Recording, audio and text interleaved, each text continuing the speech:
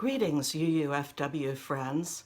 I'd like to open this morning by expressing my gratitude to everyone who has helped put these online virtual services together during this time of isolation.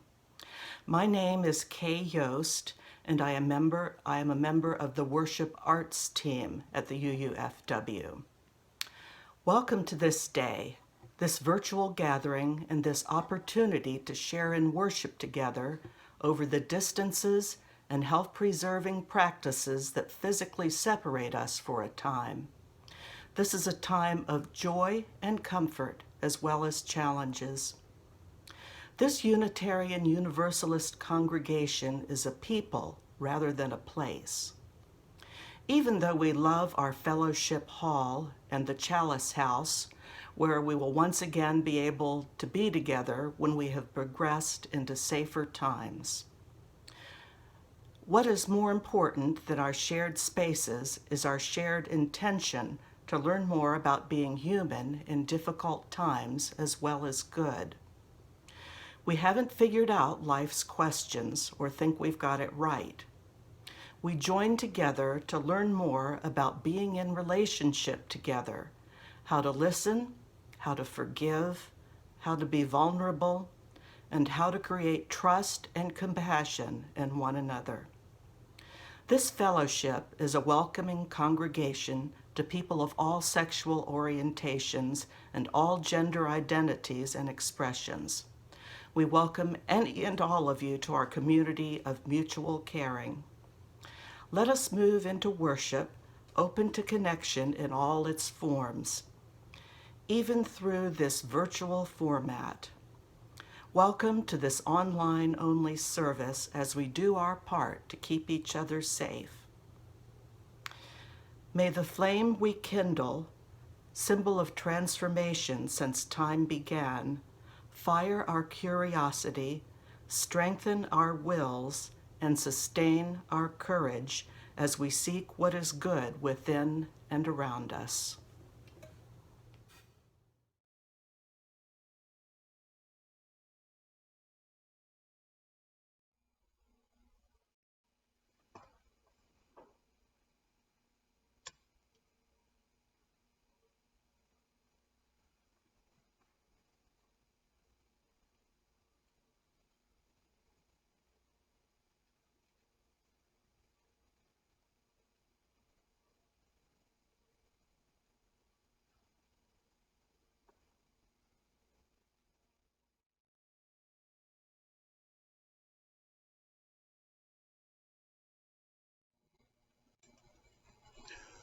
Our words of prayer this morning are by Kyle Johnson. Mystery of the universe, you who some think of as not as being among other beings, but as the very ground of being itself, thank you for this day, for another sunrise, another chance for us to witness the wonder of creation. We know that creation is truly double-edged. It is a yin-yang universe, for it is indeed one in which the life-giving flame can also burn. But it is also one in which the dark, cold, misting rain gives rebirth to spring, and it is one in which, paradoxically, our acquaintance with pain and sorrow can help us better appreciate pleasure and joy. Help us then to have the courage and strength to embrace it all, to embrace what is. Help us, we who are similarly double-edged, whose love for those closest to us can so easily provoke our own tribal instincts and prejudices, whose own pain, rather than fostering empathy and compassion, may turn us inward to dig moats and build walls rather than bridges. So help us to embrace this double-edged yin-yang universe with courage and strength. But above all, help us to do so in a spirit of love and compassion. For this, it seems, is our eternal challenge, as it is also the wellspring of our eternal salvation.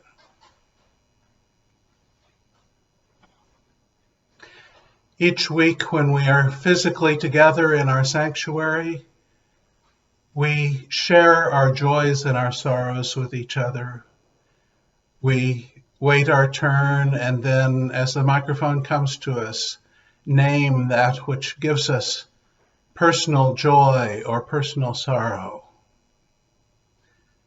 This week we have two joined joys written and provided to us by Anne Armentrout. She writes, "Two souls have been added to our perilous world. On March 27th, Oliver, my husband's third great-grandchild, son of his granddaughter, who was the firstborn of his first daughter and fourth child. And second, arriving with Easter, Amos, child of my late cousin's granddaughter, joining 4 living generations of an Alabama clan of which I am matriarch." Let us hold these joys, joys unspoken and sorrows unspoken, together in our hearts in a time of quiet.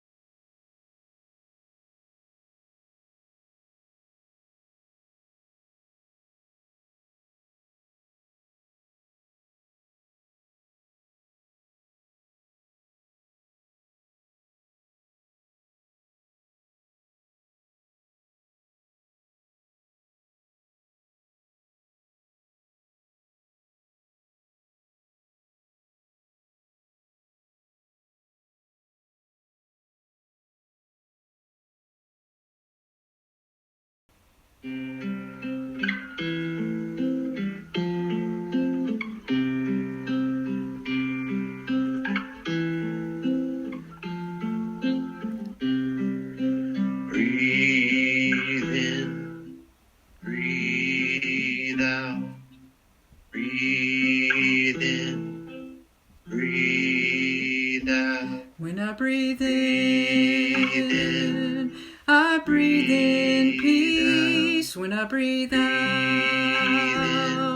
I breathe out love. When I breathe in, I breathe in peace. When I breathe out,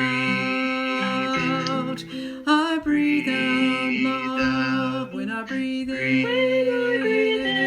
I breathe in peace. When I breathe out, I breathe out love. When I breathe in, I breathe in peace. When I breathe out,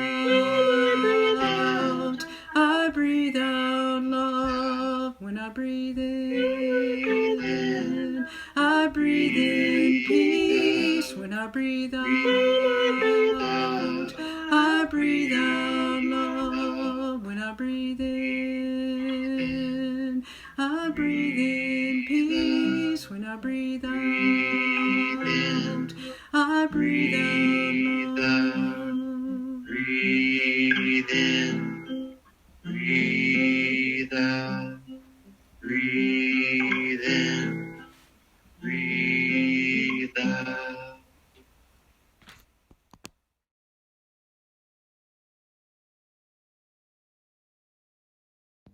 A Recipe for Resilience by Margaret Weiss. This recipe has been tweaked over time, so adjust as necessary. Sometimes it yields more servings than anticipated. Sometimes it needs a bit more of this ingredient or that.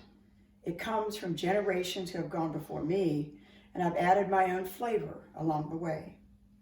A Recipe for Resilience.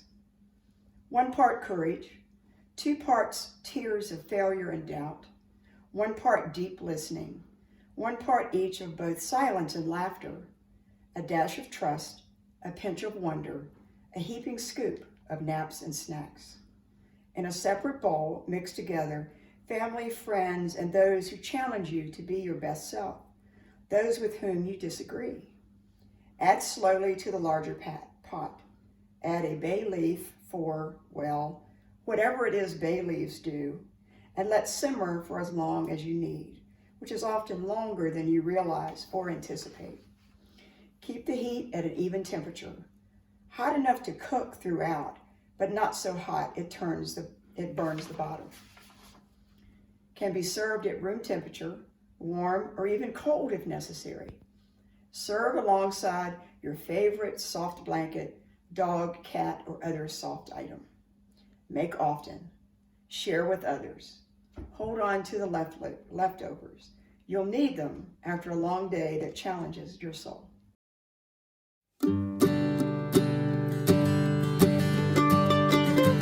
Did you ever walk when your feet were tired? Did you ever walk when the road was gone? Did you ever sing when your heart was aching? Did you ever sing just 'cause there's a song? I will walk, and I will sing, and I will bring a little courage for the morning, bring a little courage for the day. Did you ever laugh when all hope was lost? Did you ever laugh just to ease the pain? Did you ever weep till the tears were gone? Did you ever weep teardrops like rain? I will laugh, and I will weep, I will bring a little courage for the morning, bring a little courage for the day.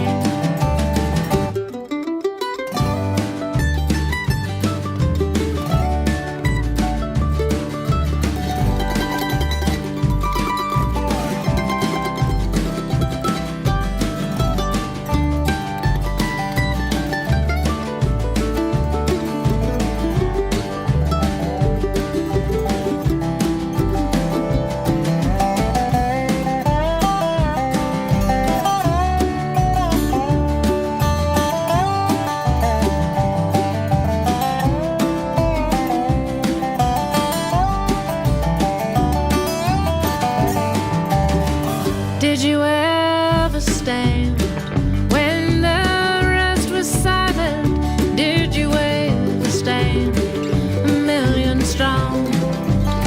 Did you ever dream in the darkest hour? Did you ever dream right to change the wrong?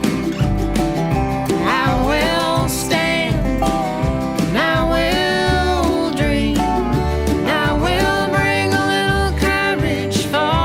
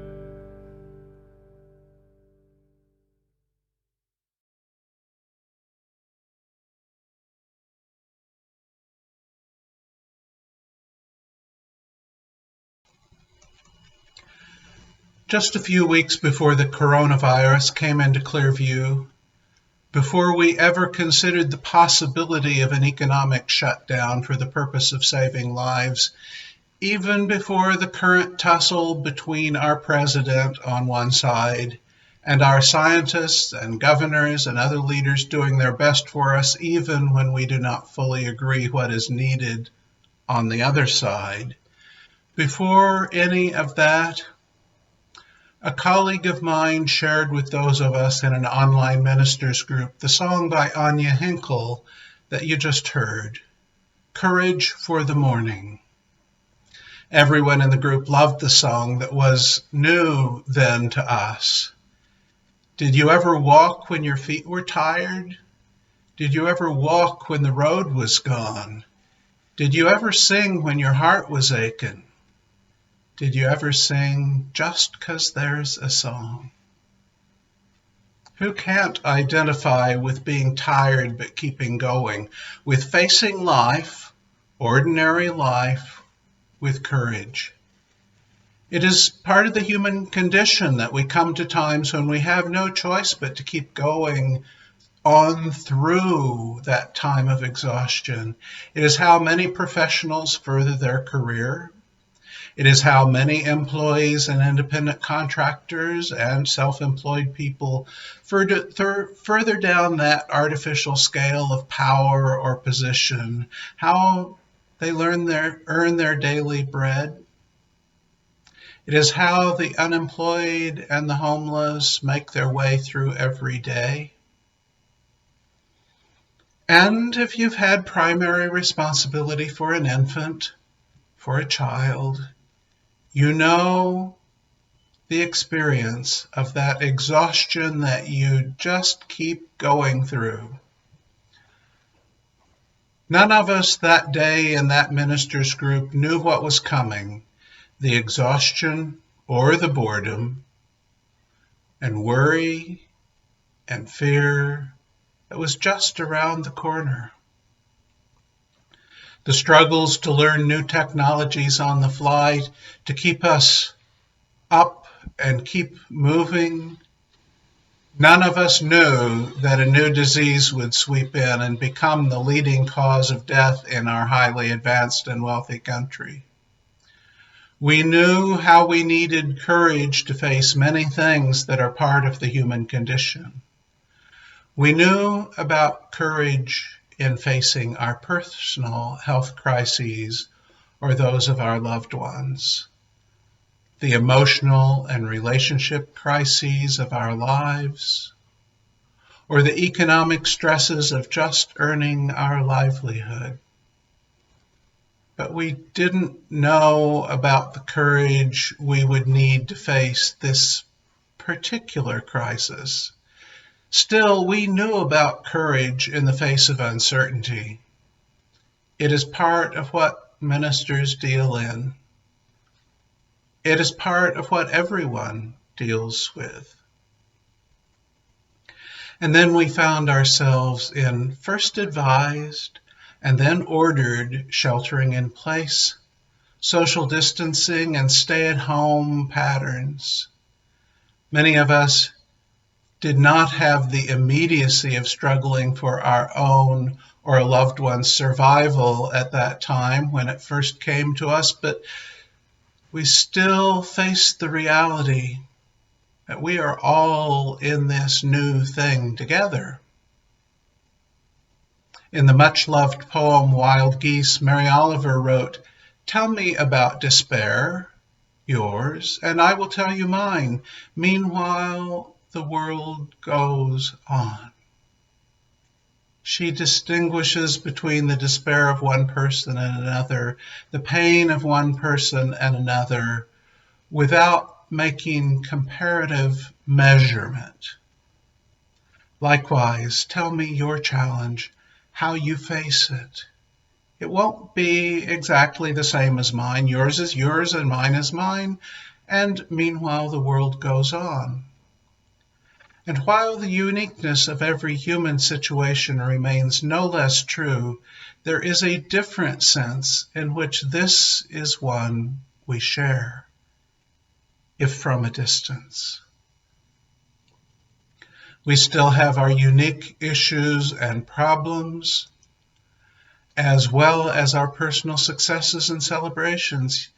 Yet we have this one really, really big thing that treats us all the same, even as some have more and others fewer resources to deal with it.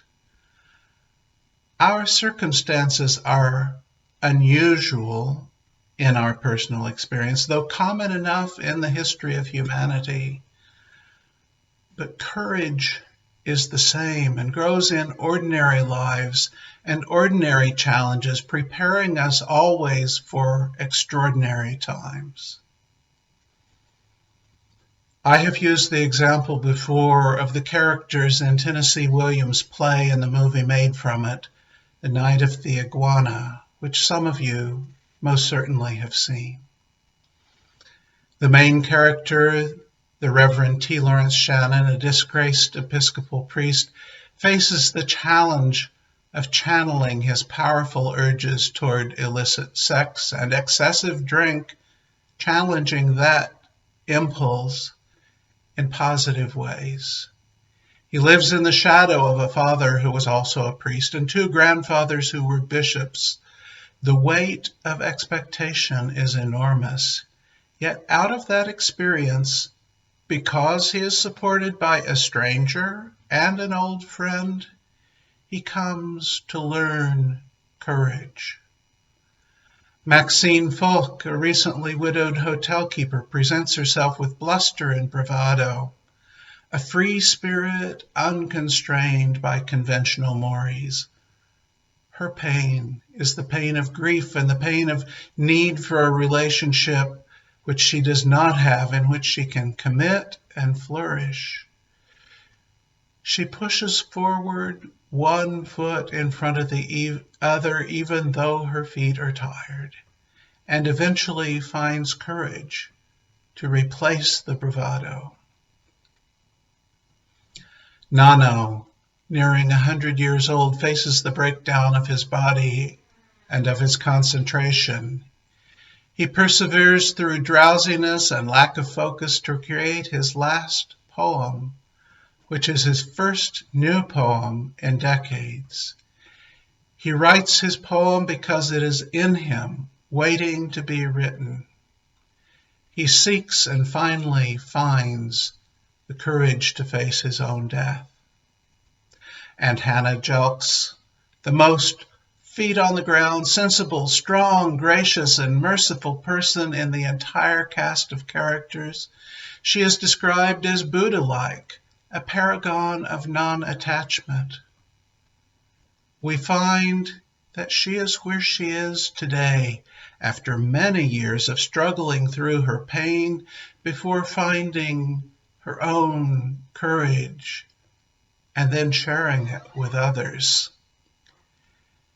It is too easy to see courage, like the times in which we live, as extraordinary, rare, and beyond belief, hard to find. We too often see the only image of the extraordinary situations, bravery of a soldier or a firefighter, as the embodiment of courage. And they are images of the courageous. But if that is where we stop looking for courage, we miss the ways we find and train for courage in the most mundane aspects of our lives, every day. I've said, you are enough. I am enough. We all together are enough. The time in which we live is outside our preparation, we may think, but really it is not.